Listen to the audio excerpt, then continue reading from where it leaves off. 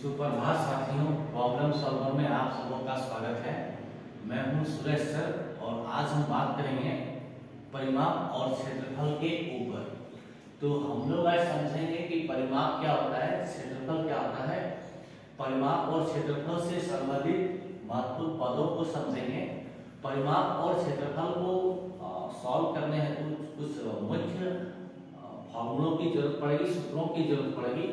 इसकी चर्चा हम महत्वपूर्ण पद के चर्चा के बाद करेंगे। उसके बाद हम लोग बेसिक लेवल से क्वेश्चन को स्टार्ट करेंगे। ये बहुत ही बड़ा चैप्टर है, बहुत ही इंपॉर्टेंट चैप्टर है। ये हर क्लास के लिए जरूरी है, हर स्टूडेंट के लिए, हर तरह के स्टूडेंट के लिए जरूरी है और हर तरह के एकेडमिक और कॉम्पिटिटिव एग्जाम के लिए जरूरी है। दैट्स व्हाई मैं इसे जीरो लेवल से हीरो लेवल तक लेके चलूंगा। तो ये हमारा आज का पहला पार्ट 1 वीडियो रहेगा। आज के बाद नेक्स्ट वीडियो आएगा। उसके बाद जब तक ये पूरा सिलसिला चलते रहेगा, जब तक कि मुझे ना लगे कि परिमाप और क्षेत्रफल टोटली खत्म हो गया है। तो चलिए इस सेशन को स्टार्ट करते हैं। परिमाप और क्षेत्रफल, पेरीमीटर एंड एरिया। तो सबसे पहला चीज महत्वपूर्ण पद और सूत्र।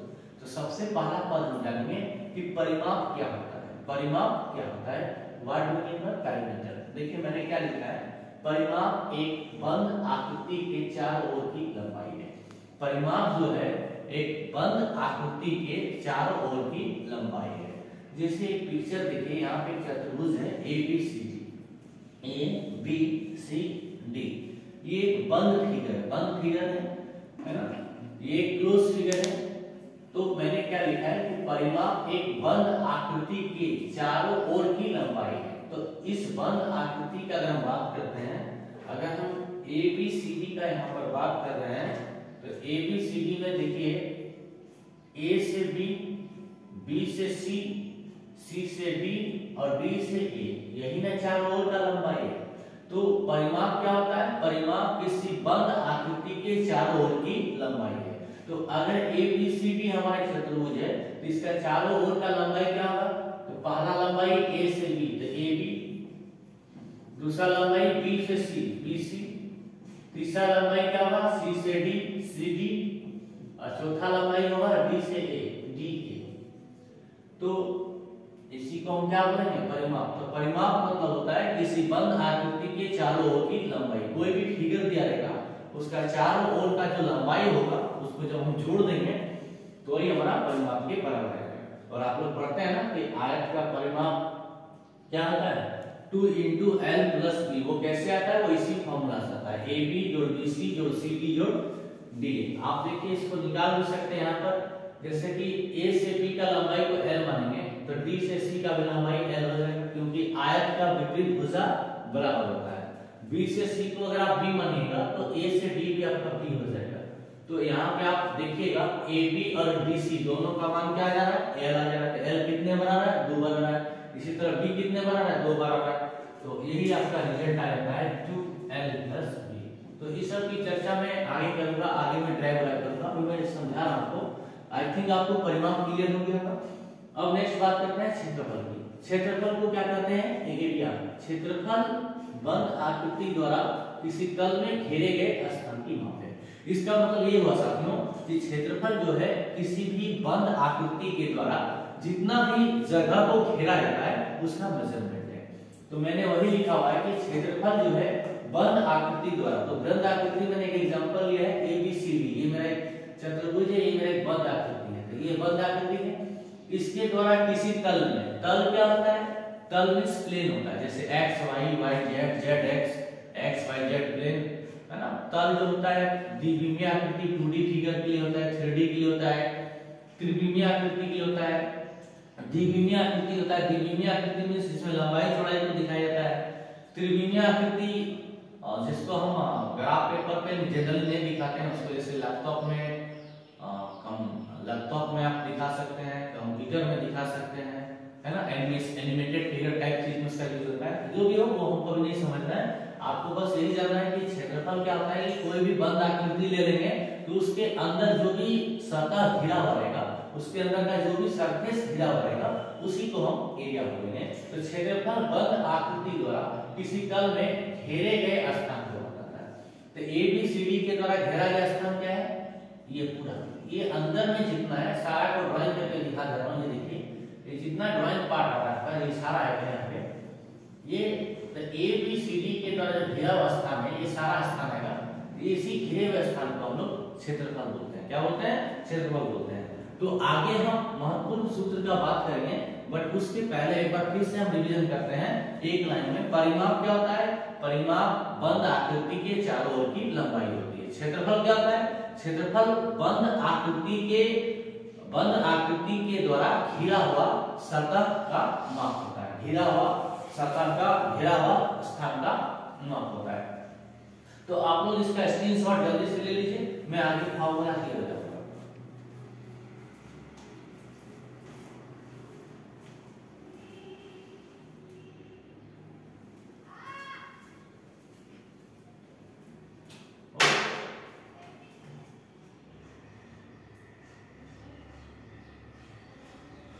लिखिए आप लोग।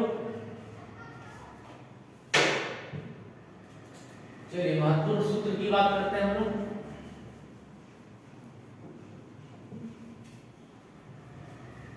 महत्वपूर्ण सूत्र, महत्वपूर्ण सूत्र। तो आपको कुछ फॉर्मूला जानना बहुत जरूरी है। जैसे सबसे पहला सूत्र, आयत का परिमाप। तो आयत का परिमाप अभी मैंने आपको बताया था क्या होता है? 2 इंटू लंबाई प्लस चौड़ाई। ये आपका हो गया 2l प्लस b। नेक्स्ट आपको जानना है वर्ग का, आयत का क्षेत्रफल। आयत का क्षेत्रफल, आयत का क्षेत्रफल क्या होता है? लंबाई गुना चौड़ाई, l मल्टीप्लाई b। नेक्स्ट आपको जानना है वर्ग का परिमाप। वर्ग का परिमाप होता है 4 गुना भुजा।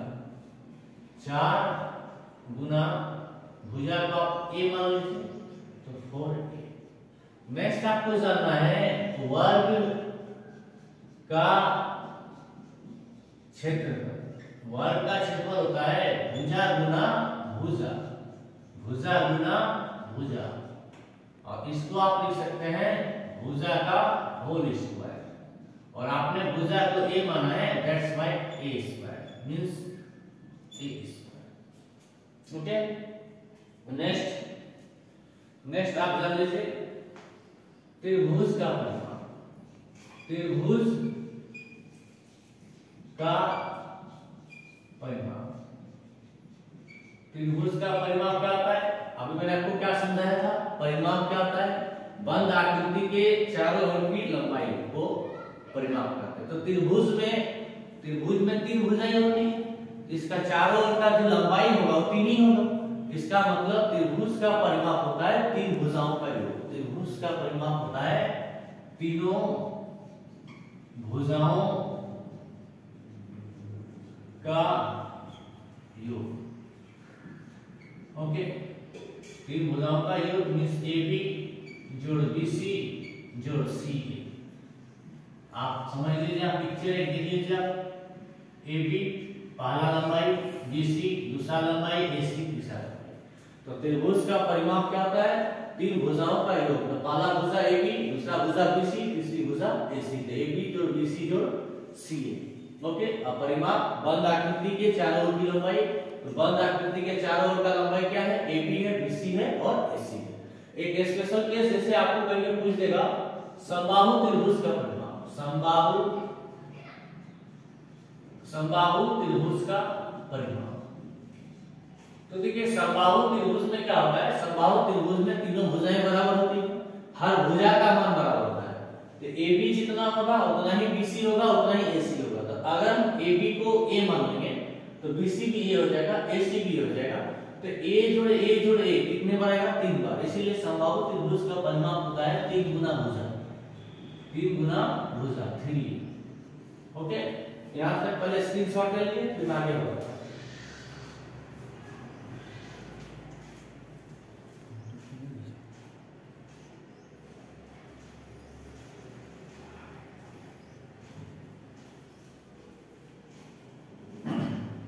ओके, आपका महत्वपूर्ण सूत्र आयत का परिमाप, वर्ग का परिमाप, आयत का क्षेत्रफल, वर्ग का क्षेत्रफल, समबाहु त्रिभुज परिमाप। ओके, नेक्स्ट आपको त्रिभुज क्षेत्रफल लिखना है। ठीक है, इसको आप लिखिए, मैं मिटा रहा हूं। फॉर्मूला नंबर 7 में लिख रहा हूं।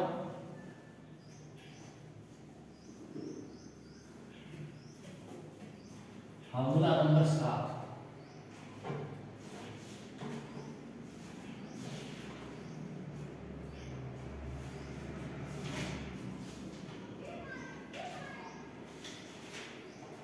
फॉर्मूला नंबर 7 लिखिए आप। त्रिभुज का क्षेत्रफल ये होता है हाफ इंटू आधार इंटू ऊंचाई। ओके, ये हो गया आपका half into base into height. आप इसका ऐसे समझिए, ये आपका त्रिभुज है ABC। ओके, इसमें आधार जो आपका BC है, ये B है, और यहां से आप लंब डाल दीजिए, 90 डिग्री खींचिए यहां से A से लेके BC पर, मान लीजिए ठीक है। तो इस पिक्चर के मुताबिक ये क्या हो जाएगा, हाफ आधार। आधार किसको करते हैं, जिस पे लंब गिरता है, तो लंब किस पे गिर रहा है, 90 डिग्री किस पे बन रहा है, BC पर बन रहा है, हाफ इंटू BC। और ऊंचाई किसको कहते हैं, ऊंचाई उस सीधी रेखाखंड को कहते हैं जो अपने आधार के साथ 90 डिग्री का कोण बनाता है। तो आधार के साथ 90 डिग्री कोण बना रहा है, AD बना रहा है, हाफ इंटू BC इंटू ये आपका पिक्चर समझिए। नेक्स्ट आपको जो फॉर्मूला है पढ़ना है, नेक्स्ट पढ़ना है आपको समांतर चतुर्भुज का क्षेत्रफल। ओके, समांतर चतुर्भुज का क्षेत्रफल लिखिए, समांतर चतुर्भुज का क्षेत्रफल। समांतर चतुर्भुज का क्षेत्रफल क्या होता है, आधार गुना ऊंचाई। समांतर चतुर्भुज का क्षेत्रफल आधार गुना ऊंचाई। ओके, नेक्स्ट आपको क्या पढ़ना है, आयत के विकर्ण की लंबाई, आयत के विकर्ण की लंबाई ये होता है रूट अंडर लंबाई स्क्वायर जोड़ चौड़ाई स्क्वायर। मैं इसको भी प्रूफ करके बता दूंगा। ओके, मैं इसको भी प्रूफ करके बता दूंगा आपको, आप तब तक इसको नोट डाउन करते रहिए। नेक्स्ट और एक फॉर्मूला आप लिख लीजिए, वर्ग के विकर्ण की लंबाई, वर्ग के विकर्ण की लंबाई ये होता है, वर्ग का विकर्ण का लंबाई होता है। देखिए वर्ग के केस में क्या होता है, लंबाई और चौड़ाई बराबर हो जाता है, तो जितना लंबाई होगा उतना चौड़ाई होगा। तो अगर ये a मानेंगे इसको आप a स्क्वायर और a स्क्वायर 2a स्क्वायर, यानी ये √2 गुना भुजा होता है, √2 गुना भुजा बराबर इसको लिख सकते हैं आप √2a। तो आप इसका स्क्रीनशॉट ले लीजिए, मैं इसको मिटाऊंगा और उसके बाद मैं फॉर्मूला नंबर 9 और 10 को ट्राई करूंगा, ये कैसे होता है मैं आपको बताऊंगा। ओके, उसके बाद मैं क्वेश्चन सेशन को स्टार्ट करूंगा।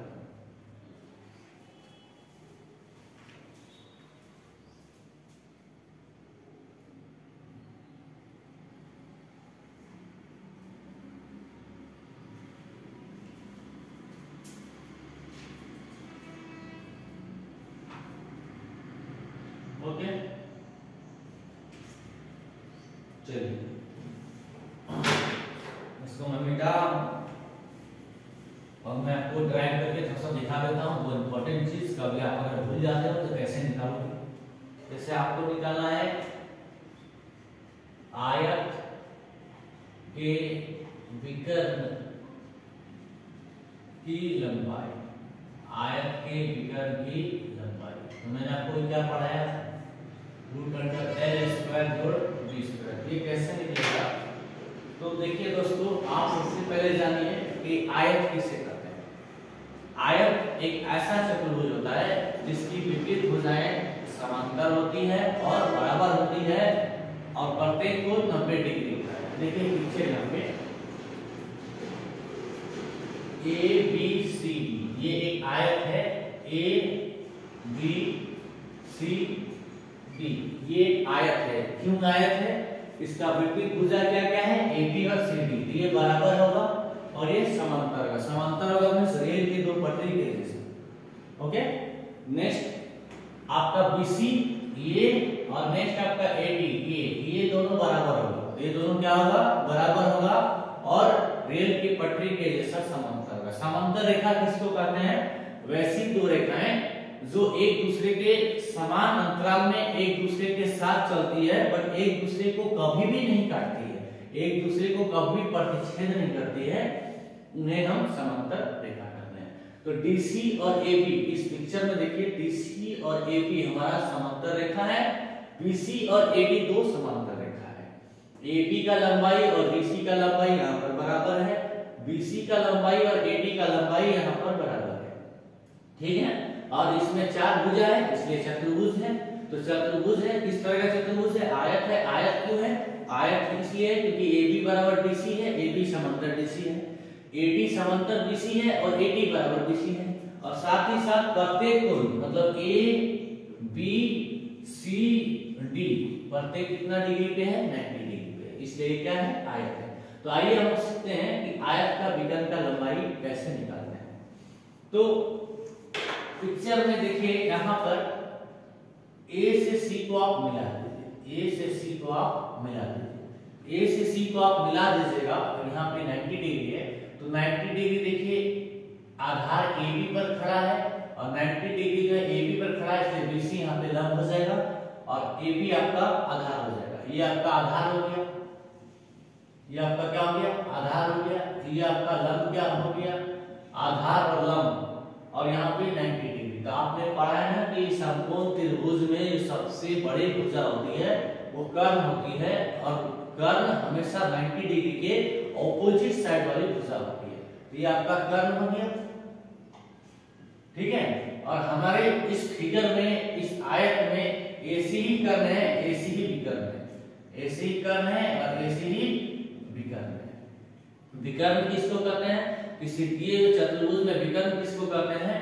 विकर्ण हम डायगोनल को कहते हैं। एक विपरीत बिंदु से दूसरे विपरीत बिंदु को डायगोनली मिलाना, तिरछे से मिलाना, तिरछे सीधा नहीं मिलाना है।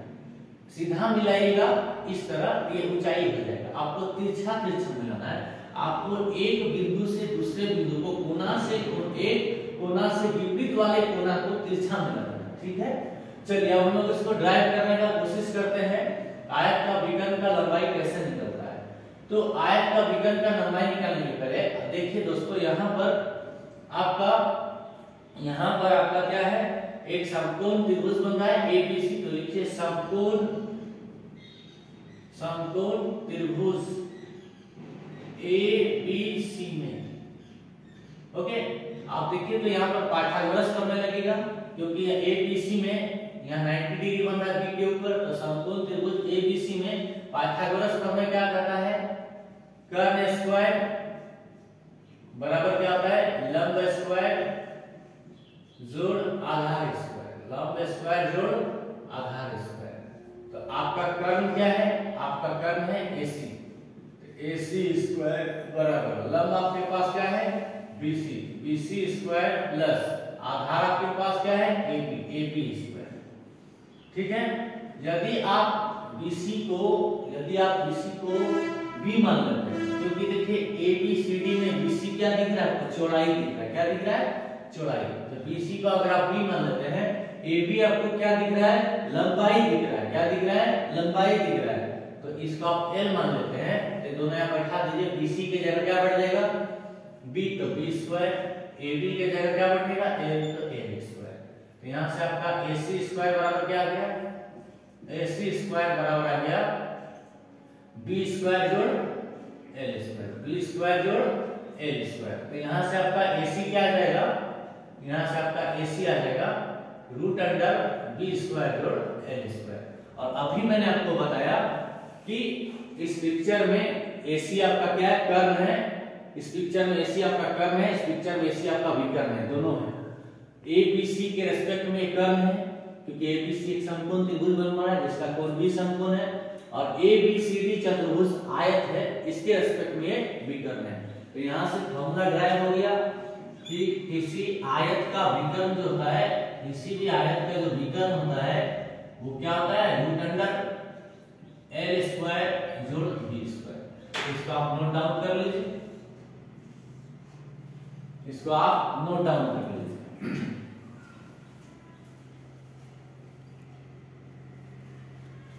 अब आगे हम लोग सीखेंगे वर्ग के विकर्ण की लंबाई कैसे निकालते हैं। वर्ग के विकर्ण की लंबाई, वर्ग के विकर्ण की लंबाई। ओके, ये अभी हम लोग पढ़ेंगे क्या होता है, √2 गुना भुजा, ये होता है ना। ओके, हम लोग इसको निकाल के देखते हैं। देखिए यहां तक हम लोग क्या सीखे, वर्ग का जो विकर्ण होता है AC, AC बराबर क्या होता है, रूट अंडर एल स्क्वायर जोड़ बी स्क्वायर। अब हम वर्ग का विकर्ण निकाल रहे हैं, अब हम वर्ग का विकर्ण निकाल रहे हैं। ओके, तो आपको जिस तरह मैंने आयत समझाया कि आयत वैसा चतुर्भुज होता है जिसकी विपरीत भुजाएं बराबर होती है, समांतर होती है, प्रत्येक कोण 90 डिग्री होता है। ठीक उसी प्रकार वर्ग भी एक चतुर्भुज होता है, इसका भी प्रत्येक कोण 90 डिग्री होता है, इसकी भुजाएं समांतर होती है, बट एक अंतर ये होता है कि आयत में सिर्फ विपरीत भुजाएं बराबर होती है, वर्ग में प्रत्येक भुजा बराबर होती है। इसका ये मतलब हुआ वर्ग में जितना AB होगा उतना ही BC होगा, उतना ही CD होगा, उतना ही AD होगा। इसका मतलब चारों बराबर होगा, तो पिक्चर फिर से कुछ ऐसा बनेगा, ये देख लीजिए आप, पिक्चर फिर से वैसा ही बनेगा। ओके, पिक्चर आपका आगे वैसा ही बनेगा, बस अंतर ये हो जाएगा कि इस बार आप वर्ग बना रहे हैं तो वर्ग का प्रत्येक भुजा क्या हो जाएगा, बराबर हो जाएगा, वर्ग का प्रत्येक भुजा बराबर हो जाएगा। AD एक कर्व होगा, इसी को आप विकर्ण बोलिएगा। ओके, सब कुछ वैसे ही होगा, AB आपका आधार होगा और BC आपका लंब होगा। ओके, BC आपका लंब होगा, सेम पिक्चर जो मैंने ऊपर बनाया था, AB आपका आधार होगा, कर्व विकर्ण की चीज से अंतर ये हो जाएगा। यहाँ पे देखिए ये लंबाई था, ये चौड़ाई था। यहाँ पर आयत में दो तरह का चीज होता है, भुजा दो तरह से डिफाइन होता है, एक लंबाई होता है, एक चौड़ाई होता है। वर्ग में क्या होता है, वर्ग का प्रत्येक भुजा बराबर होता है। अगर हम पहला भुजा को A मान लेते हैं, इसका मतलब ये हो गया कि लंबाई मेरा क्या हो गया, A हो गया। वर्ग भी एक तरह का आयत होता है, बस इसका चारों भुजा बराबर होता है। तो यहाँ मैंने L माना था, यहाँ भी L है, इस बार मैं L को A मान लेता हूँ। यहाँ पर मैंने इसको B माना था, अगेन ये आपका B है, लेकिन वर्ग का प्रत्येक भुजा बराबर होता है, इसलिए L को आप A मानेंगे तो B को भी आपको A मानना पड़ेगा। बस अब ये दोनों जो आप माने इसको यहाँ पे पुट कर दीजिए आप। तो अभी आप पढ़े थे ना विकर्ण बराबर देखा ब्रैकेट में है AC बराबर रूट अंडर L स्क्वायर जोड़ B स्क्वायर। तो L का मान क्या है, A है, देखिए यहाँ पर L का मान क्या है, A है, तो L का स्क्वायर A स्क्वायर, और B का भी मान क्या है, A है, A स्क्वायर। L और B दोनों क्यों बराबर है, क्योंकि वर्ग में प्रत्येक भुजा बराबर होता है। तो हमने अगर L को A माना तो B को भी A मानना पड़ेगा। A स्क्वायर जोड़ A स्क्वायर बैठा दीजिए, √2A स्क्वायर, यहाँ से √2 गुना भुजा। तो आपको मैंने यहाँ ये भी ड्राइव कर दिया कि वर्ग का विकर्ण का लंबाई होता है √2 गुना भुजा, आयत के विकर्ण का लंबाई होता है रूट अंडर L स्क्वायर जोड़ B स्क्वायर। इसका स्क्रीनशॉट ले लीजिए। इसके बाद मैं एक इंपॉर्टेंट चीज आपको मात्रक के बारे में बताऊंगा, और उसके बाद ये वीडियो हमारा आज यहाँ खत्म होगा। Question session, problem solution session में अगले क्लास से लेके आऊंगा। इसका स्क्रीनशॉट ले लीजिए।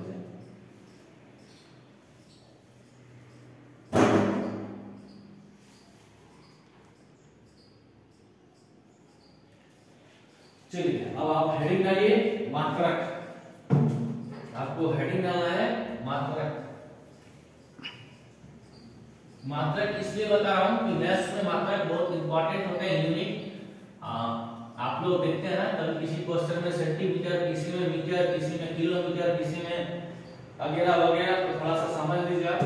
ओके, मात्रक के ऊपर में बात करते हैं। तो सबसे पहला लंबाई का मात्रक, लंबाई का मात्रक मतलब कौन कौन सा मात्रक लंबाई में होता है, आप फटाफट नोट डाउन कीजिए। सबसे पहले सेंटीमीटर और मिलीमीटर। तो लिखिए 1 centimetre equal to 10 millimetre. Next क्या होता है मीटर सेंटीमीटर, तो लिखिए 1 metre equal to 100 centimetre. Next क्या होता है किलोमीटर मीटर, तो 1 kilometre equal to 1000 metre. Okay, आपको ये तीन चीज जरूर याद रखना है, क्वेश्चन बनाने का यूज होगा। सेंटीमीटर और मिलीमीटर का क्या रिलेशन है, 1 cm बराबर 10 mm। मीटर और सेंटीमीटर का क्या रिलेशन है, 1 metre equal to 100 centimetre. Kilometre और मीटर में क्या रिलेशन है, 1 kilometre equal to 1000 metre. Okay, अब आपको याद रखना है क्षेत्रफल का मतलब, वो भी आप देख लीजिए क्षेत्रफल का मतलब।